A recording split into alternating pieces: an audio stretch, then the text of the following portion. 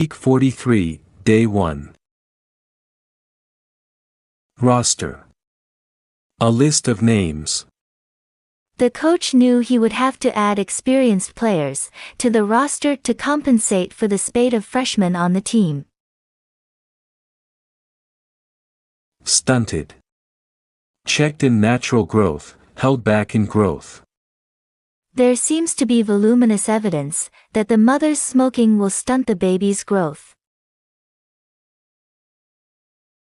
Atrophy. Waste away. The prodigy allowed his musical talent to atrophy as he redirected his career. Maim. Disable, cripple. When it seemed that Reggie would maim his opponent, we broke up the fight. Ameliorate. Improve, relieve. If you heap opprobrium on an impious child, it probably will not ameliorate the conditions that led to the rebelliousness. To burn the midnight oil. To study or work until very late.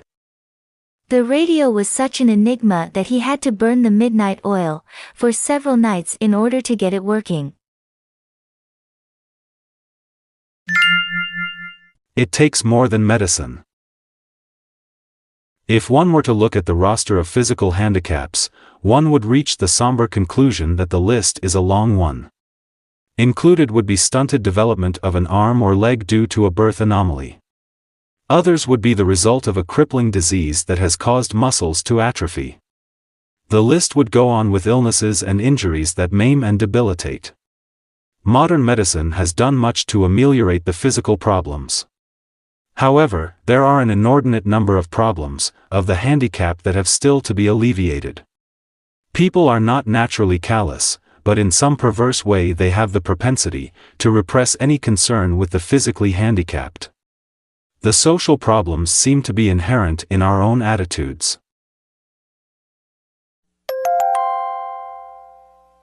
Week 43, Day 2. Cynic. Pessimist, skeptic.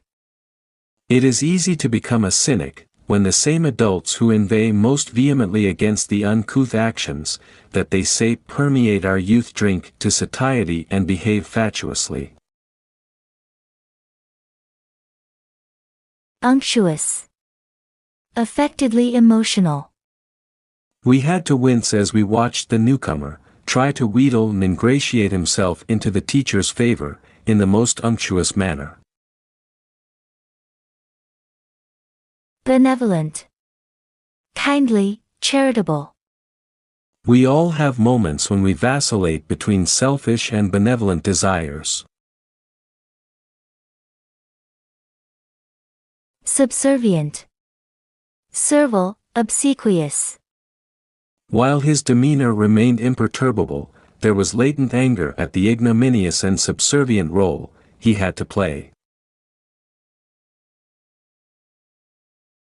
Iniquity. Injustice, wickedness. Those who are complacent about any iniquity in our society should be wary of the unsavory consequences for all. To lay one's cards on the table. To talk frankly. He knew he was out of his depth, so he laid his cards on the table and asked for assistance.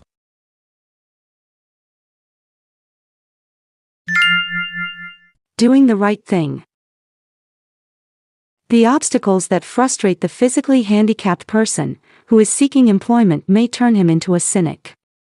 Too often a prospective employer, with a rather unctuous manner, actually tends to degrade the handicapped by proffering employment that is really beneath them and their abilities. The employer appears to be acting in a benevolent manner, but this attitude shows no compassion, for he really expects the person seeking the job to remain subservient. This iniquity cannot but give the handicapped a feeling that they are being discriminated against.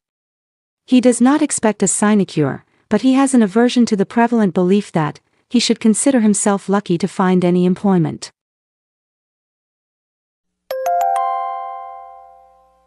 Week 43, Day 3. Largesse. Gift, gratuity, liberality. He felt it would be ignominious for him to accept any largesse from the charlatan whose Machiavellian schemes had made him affluent. Criterion. Model, standard, test. The platitude, "I know what I like," is often used to rationalize our lack of a criterion for things about which we are dubious. Repent. Regret, desire to make amends. After every election we repent, in a belated criticism, the apathy and complacency of so many people who failed to vote. Mollify.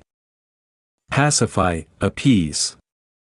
When mother is in a pique about some infraction of a rule, it takes all of our dexterity to mollify her. Mercenary. Motivated by desire for gain, greedy. Behind the facade of ostensible benevolence there was a mercenary streak. A bolt from the blue. A great surprise. The windfall from his distant cousin came like a bolt from the blue. A better way. Why is there any question about the propriety of hiring the physically handicapped? No one who understands their needs can condone this attitude. The offering of employment should not be considered a largesse. There should be no need to vindicate the hiring of a handicapped person. The only criterion should be what he is capable of doing. If this is the approach, the handicapped worker will not feel he is an encumbrance to his boss. The employer, on the other hand, will find it conducive to good work, and will not repent his having tried something new, just to mollify his conscience. Even for the most mercenary employer, there should be no reticence in eliciting the best that is possible from the handicapped worker. Week 43, Day 4. Pariah. Social outcast. He was stigmatized as a pariah when he had the audacity to boast of his nefarious and sordid career printing bogus money.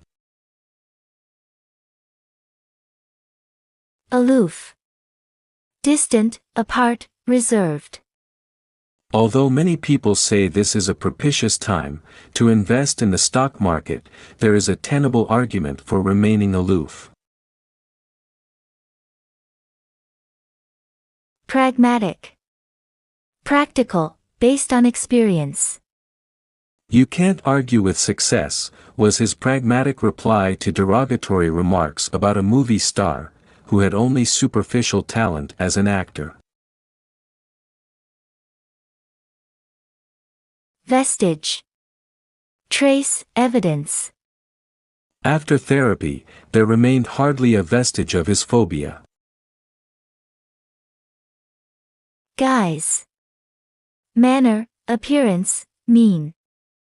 In the guise of maintaining national unity under military rule, there was a paucity of even innocuous dissent. To tell tales out of school. To reveal harmful secrets. The fat was in the fire for the politician when his private secretary started telling tales out of school about his secret sources of income. Just be yourself. Socially, the handicapped person is often treated as a pariah. Most people hold themselves aloof from normal contact with those who are different. This social separation propagates additional feelings of antipathy. If normal individuals would socialize with the handicapped individual, they would learn in a pragmatic way that these are people who happen to have a physical handicap. The handicap does not make them any less human. The iniquity of assuming that physical superiority equals moral superiority prevents all of us from direct human relationships. As long as there is a vestige of feeling that handicapped people are inferior, then we are all handicapped in one way or another. Under the guise of physical superiority, we demonstrate a moral turpitude that is harmful to all.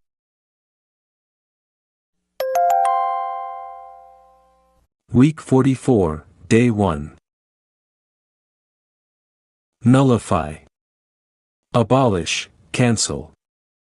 In order to nullify the height advantage of his adversary, he abjured smoking and did an inordinate amount of exercise, until he was the acme of litheness and dexterity. Deluge. To flood. The office was deluged with requests for his autograph, as the girls became cognizant of his identity. Futility. Uselessness. In spite of his efforts to cajole the girl, she remained aloof, and the futility of his efforts made him lugubrious. Carnage. Slaughter. We found it impossible to mollify the irate owner of 3 prize cats as he viewed the carnage caused by our large dog. Technology. Applied science. To our consternation, modern technology has made feasible a spate of lethal devices that could lead to the inadvertent destruction of the world. To build upon sand. To have a poor base, or not sufficient preparation. Because they were amateurs and without money, the political campaign was built upon sand, and the candidate was a flash in the pan.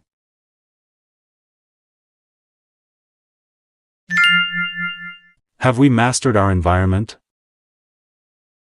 Natural disasters tend to nullify the best efforts of mankind. It is as though there are forces at work that are contemptuous of our proud achievements. Who has not read of or seen the waters that deluge our towns and cities, jeopardizing lives and culminating in the destruction of the results of endless work, in the space of a few moments? We are all vulnerable to feelings of futility as we view the carnage caused to cattle from the sudden inundation. Despite the laudable advances made in technology, it can be seen that we cannot yet say we have mastered our environment.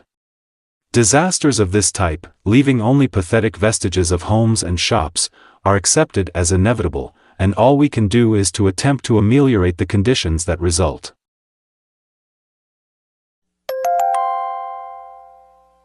Week 44, Day 2. Libel. Degradation by writing or publishing. Publishers of newspapers and magazines augment their staff with lawyers to represent them when they are sued for libel. Defamatory. Damaging character by false reports. I resent your defamatory remark that depicts me as a culprit. Plaintiff. The complaining party, in law. The egregious calumny of the defendant worked to the advantage of the plaintiff. Canard. A made-up sensational story. The mayor vehemently denied there was any antipathy between the governor and himself and blamed this canard on their political opponents. Deprecate. Express disapproval. The cynic will deprecate the motives of anyone who tries to ameliorate the iniquities in our society. A pretty kettle of fish. A messy situation, a problem. He knew that when he attacked the sacred cow, he would be in a pretty kettle of fish. Good news and bad. One of the latent dangers indigenous to our constitutional guarantee of freedom of the press has to do with the protection of the individual against the detriment that might come from news reports involving him. There are libel laws that protect against false charges. If an individual believes his character or livelihood have been damaged by a defamatory article, he can sue. As the plaintiff, he must refute the story and show how the defendant caused him harm by printing a canard. The defendant attempts to substantiate the truth of the article. The printing of news may besmirch an individual's character, but there is no way to alleviate this problem without changes in the Constitution. This would be tantamount to destroying the efficacy of our coveted right to learn the truth from the press. We all deprecate a situation in which someone suffers because of exposure in the newspapers. Only when the harm is caused by someone with a desire to malign under the guise of printing the news can the individual expect to win compensation through the courts.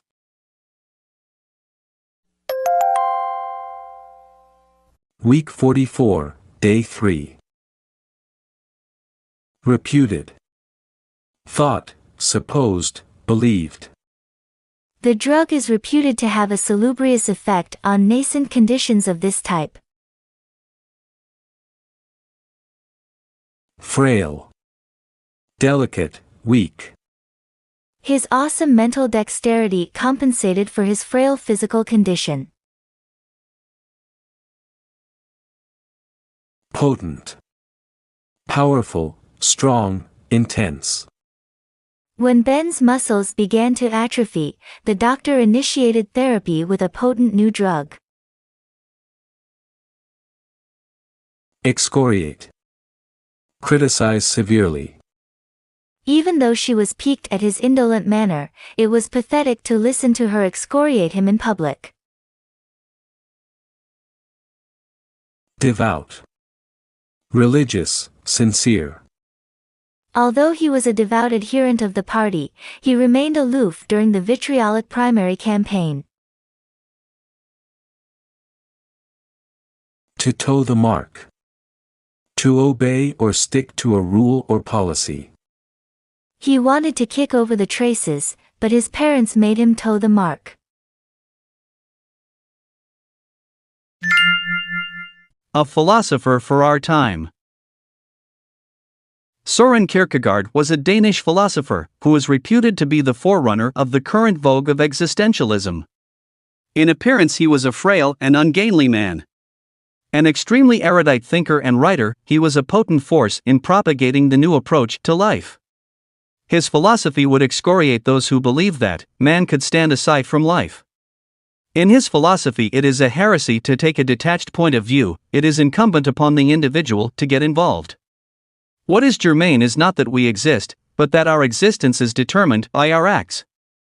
He was a religiously devout man, who fervently believed that the individual is always paramount. Week 44, Day 4. Diminutive. Tiny, small. Europeans drive diminutive cars because their narrow roads and high prices for gasoline are not conducive to or compatible with our large ones. Profuse. Overflowing, abundant.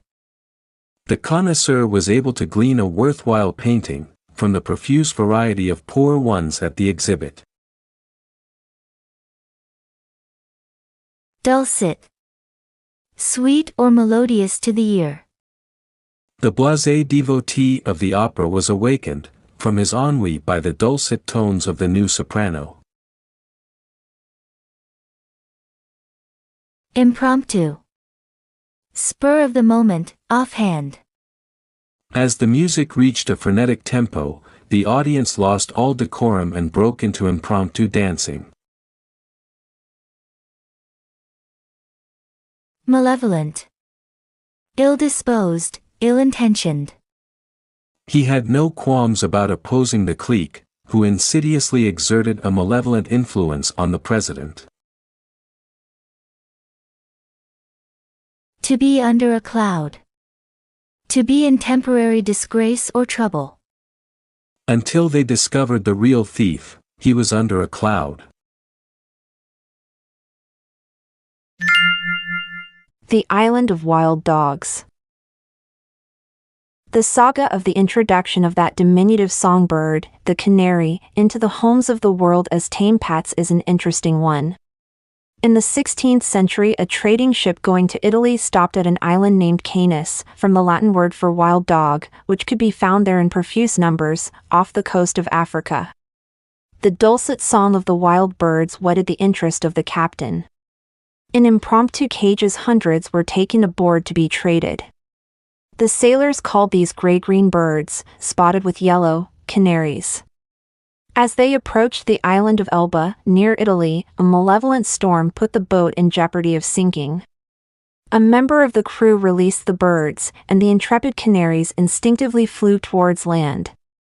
The peasants on Elba took the wild canaries in as pets. Eventually, the birds found their way into homes throughout Europe, where they were domesticated and bred for variety of song and shades of colors. The canaries prevalent today differ greatly from the ones discovered over 400 years ago.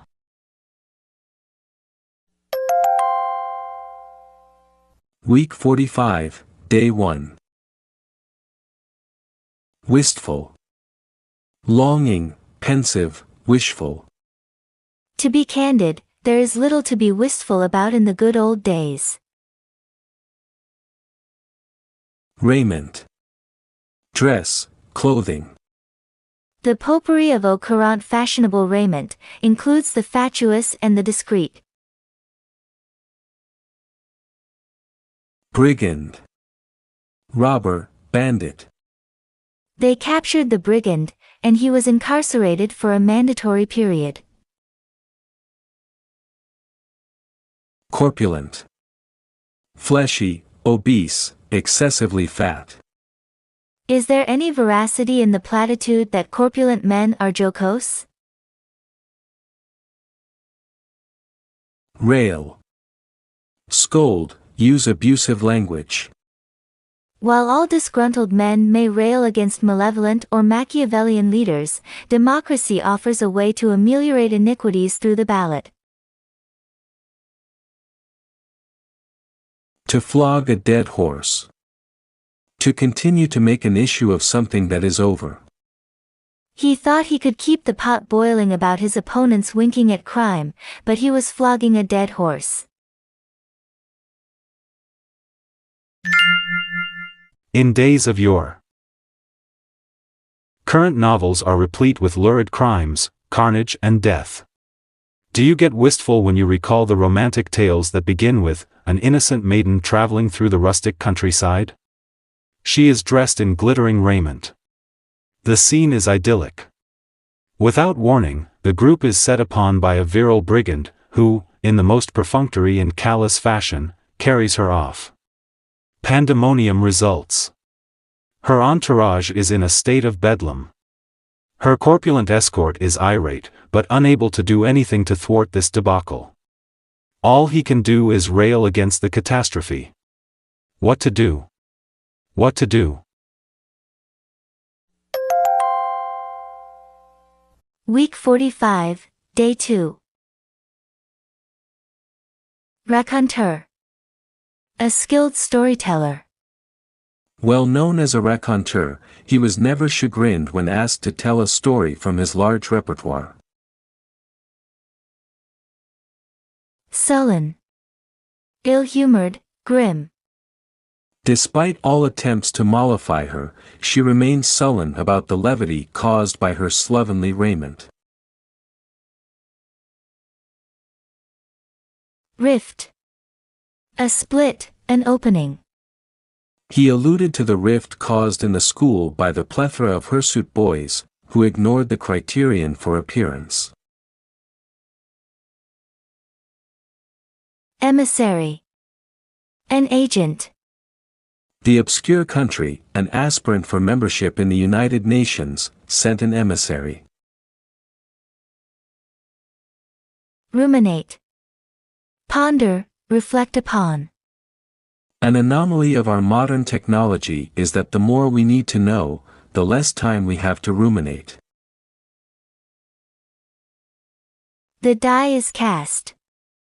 An unchangeable decision has been made. The fat was in the fire and the die was cast when he decided to tell the white lie about how he had found the money.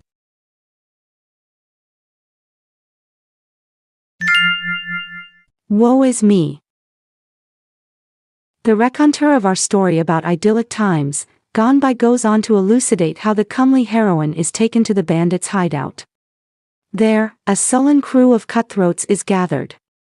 They don't wish to procrastinate. She must be taken immediately to a foreign land, where much treasure will be paid for her. Their cupidity knows no bounds. The leader wants to hold her for ransom from her wealthy parents. The gang demurs, they are reticent.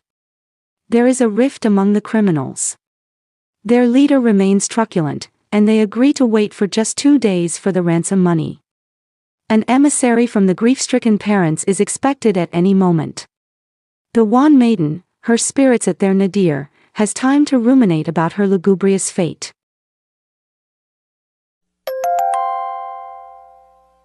Week 45, Day 3. Taut. Tense, keyed up, on edge. There was a taut international situation, caused by the proximity of unidentified submarines to our coasts. Livid. Pale. The rabid baseball fan lost his equanimity and became livid, when the star pitcher became pugnacious and was removed from the game. Martinet. Strict disciplinarian. When one enlists in the army, one expects to be under the aegis of a martinet. Yen. Strong desire, strong longing. His yen for imbibing and romping with girls worked to his detriment. Bagatelle. A trifle. The little boy tried to wheedle a larger allowance from his father, by the caustic observations, that it was a mere bagatelle, when compared to the allowances of his friends. A cat's paw. A person used as a tool or dupe. The spy used the innocent girl as a cat's paw, to get military information from the grapevine. To the rescue. Back at the castle, the situation is taut with emotion. The fair maiden's mother is livid with fear and anxiety. She has attacks of vertigo. She talks about her daughter's audacity in riding out into the ominous forests, despite many similar kidnappings. The girl's father, a martinet who rules his family with an iron hand, staunchly refuses to pay the ransom. Iniquity shall not be rewarded. At this moment of crisis, a heroic knight volunteers to rescue our heroine. He has had a secret yen for the young beauty. Avoiding rhetoric, he pledges his all to castigate those responsible for this ignominious deed. He holds his life as a mere bagatelle, against the duty he owes his beloved mistress. At the propitious moment, he rides off to do or die for her.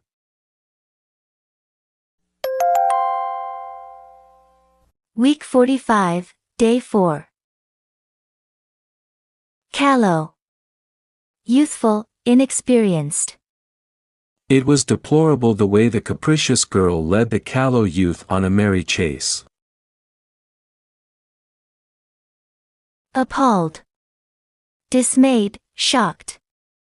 Each long holiday weekend we are appalled at the carnage on our highways. Penchant. A strong leaning in favor. I do not wish to deprecate your penchant for cowboy music, but I find it banal.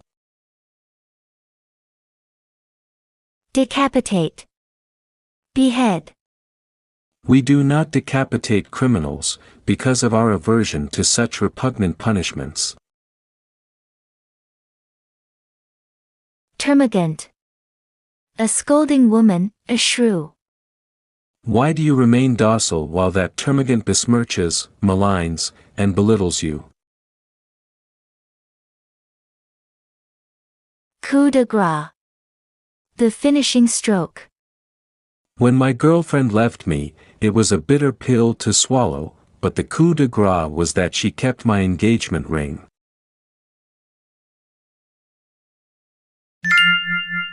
Well done, Sir Knight. Seeking his adversaries, the knight rides to their hideout. Despite his callow appearance, he is reputed to disdain danger and to be a prodigious horseman. The kidnappers lose their equanimity at his approach. They are appalled at the prospect, and they are in a quandary as to which one will meet him on the field of combat. The leader, under duress, rides out. "Do you have a penchant to die?" derides the knight. More vituperative remarks follow. They spur their horses toward each other. It takes but one blow for our hero to decapitate the villain. The others flee to avoid their imminent destruction. The knight takes the maiden on his horse, and they ride back to the castle.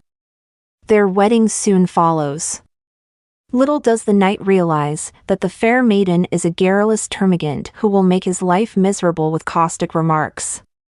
Still, the cliché, "and they lived happily ever after," must conclude our fabricated tale.